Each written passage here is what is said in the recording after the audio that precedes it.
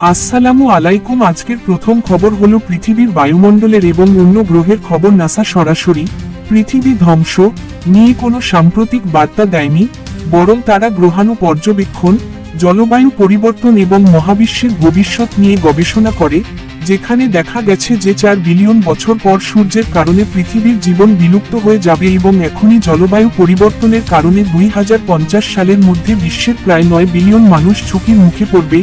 তবে নিকট ভবিষ্যতে বড় কোনো ধ্বংসাত্মক গ্রহাণুর আঘাতের সম্ভাবনা নাসা উড়িয়ে দিয়েছে।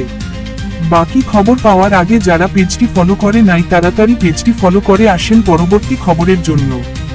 নাসার প্রধান বার্তা, দীর্ঘমেয়াদী ভবিষ্যৎ। 4 বিলিয়ন বছর পর সূর্যের তেজ বাড়ার কারণে পৃথিবীর তাপমাত্রা এত বৃদ্ধি পাবে যে এটি শুক্র গ্রহের চেয়েও উত্তপ্ত হয়ে উঠবে এবং সমস্ত জীবন বিলুপ্ত হয়ে যাবে, যা একটি প্রাকৃতিক প্রক্রিয়া। জলবায়ু পরিবর্তন 2050।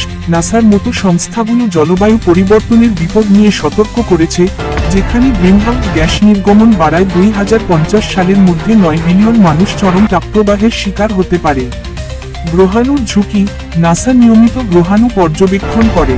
তারা বলছে, নিকট ভবিষ্যতে আগামী শতাব্দীতে কোনো পরিচিত গ্রহাণুর পৃথিবীতে আঘাত হানার বিশ্বাসযোগ্য কোনো সম্ভাবনা নেই, যদিও কিছু গ্রহাণুর ট্র্যাজেক্টরি, যেমন 2024 ওয়াইআর চাঁদ নিয়ে গবেষণা চলছে। সারসংক্ষেপ, নাসা পৃথিবীর চূড়ান্ত ধ্বংসের বিষয়ে কোনো নতুন খবর দেয়নি, বরং দীর্ঘমেয়াদী মহাজাগতিক প্রক্রিয়া ও বর্তমান জলবায়ু সংকট সম্পর্কে তথ্য প্রকাশ করছে এবং একই সাথে নিকট ভবিষ্যতের গ্রহাণু ঝুঁকি নিয়ে আশ্বস্ত করছে।